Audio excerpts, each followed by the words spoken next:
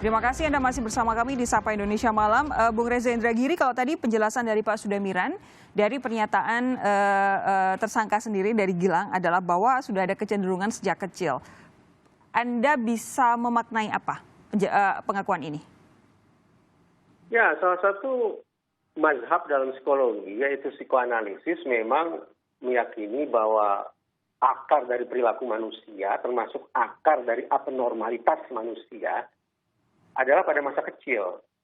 Tetapi kita harus ingat, kita tidak semata-mata bicara tentang seseorang yang diduga memiliki penyimpangan seksual. Dengan kata lain, kita tidak semata-mata bicara dalam khazanah psikologi klinis. Kita bicara tentang seseorang yang diduga memiliki penyimpangan seksual dan diduga melakukan kejahatan seksual. Jadi kita bergeser dari psikologi klinis ke psikologi forensik, karena mulai masuk unsur hukum dalam kasus ini. Alhasil, penjelasan atau pembahasan tentang bahwa akarnya ada pada masa kecil adalah sesuatu yang relevan. Tetapi dalam konteks hukum, menurut saya itu tidak terlalu penting.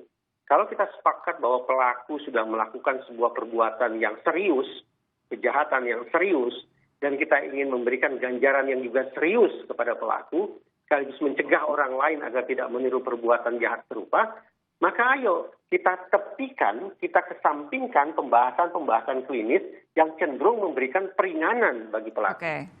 Oke. Lalu begini, kalau kemudian ini adalah sebuah masalah psikologis begitu, di luar nantinya bahwa harus ada proses hukum di dalamnya. Menurut Anda, kalau seperti ini, apakah kemudian bisa disembuhkan secara klinis juga, Bung Reza? Oh jelas. Psikologi, yaitu mazhab behavioristik, meyakini perilaku manusia, demikian pula abnormalitas manusia, demikian pula penyimpangan seksual manusia, talenta bukan adalah hasil dari proses belajar yang keliru. Nah, untuk mengoreksinya harus dilakukan proses belajar ulang. Proses belajar ulang agar proses berpikir dan proses berperilakunya menjadi lurus, menjadi normal. Modifikasi perilaku sebutannya.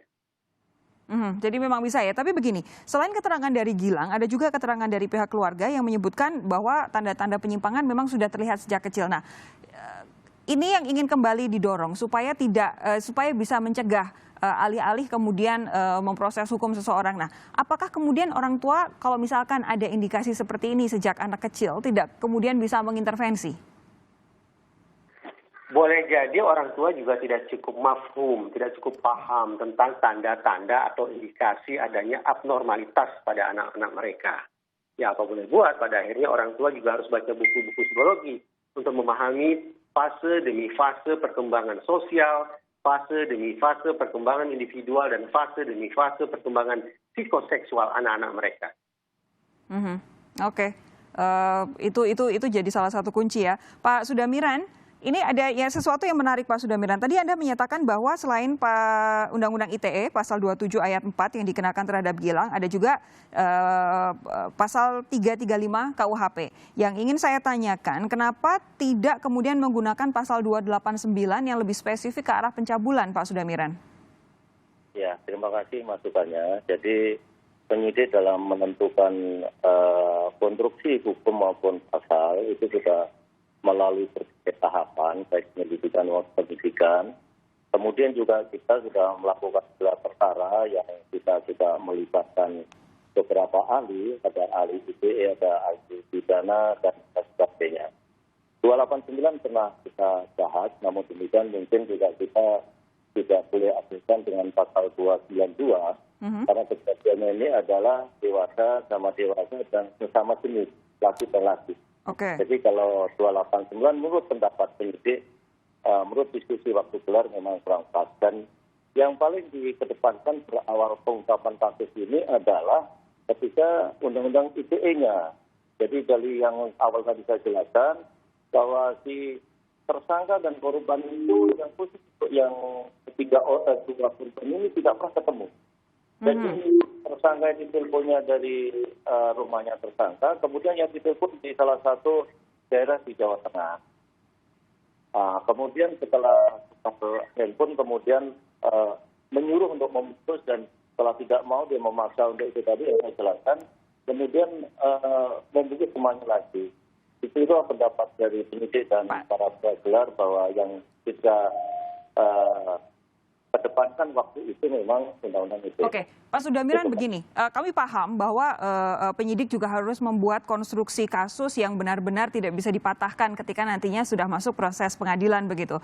Tapi bukankah ketika sudah ada perkembangan zaman, perkembangan teknologi, perkembangan kejahatan yang tidak lagi sekedar dilakukan secara fisik begitu, harus tatap muka. Ini tadi kemudian dinyatakan kedua korban dan pelaku sama-sama dewasa, kemudian tidak ada kontak fisik karena berjauh-jauhan. Tapi kalau kemudian intensinya adalah memang untuk melecehkan, tidakkah bisa kemudian menggunakan pasal-pasal yang spesifik soal pelecehan, Pak Sudamiran? Ya, betul sekali. Jadi kita pun itu sudah kita pertimbangkan. Karena untuk 289 kemarin juga sudah dibahas, tadi saya jelaskan. Cuma kita di pasal 292 KUHP itu sudah yang mengatur yang lebih spesifik bahwa yang melakukan itu adalah sesama jenis, yaitu laki sama laki dan sudah dewasa, Pak. Tapi intinya kita tidak memperdebatkan soal pasal karena penyidik akan bertanggung jawab untuk proses penyidikan ini, dan kita juga sudah SPDP sudah kita kembalikan kepada rekan jaksa penuntut, tentunya kita sudah ada koordinasi, Mbak. Oke, Bung Reza, saya minta tanggapan Anda dong dengan langkah-langkah yang diambil oleh kepolisian ini terkait dengan pasal-pasal yang dikenakan. Ya, pasal entah itu 289, entah itu 292, ataupun 335, fokusnya adalah tentang apa yang harus kita lakukan terhadap pelaku. Ya. Ganjaran apa, hukuman apa yang harus kita jatuhkan kepada yang bersangkutan.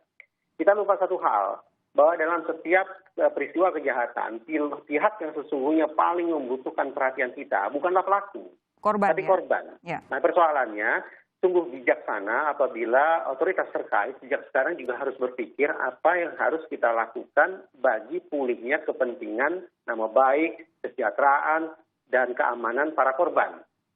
Misal, dalam kasus kejahatan seksual dan perdagangan orang misalnya, sudah ada yang namanya restitusi. Bahwa di samping adanya pidana berupa penjara dan denda bagi pelaku juga bisa saja diberikan kewajiban untuk membayar restitusi alias ganti rugi kepada korban. Ya.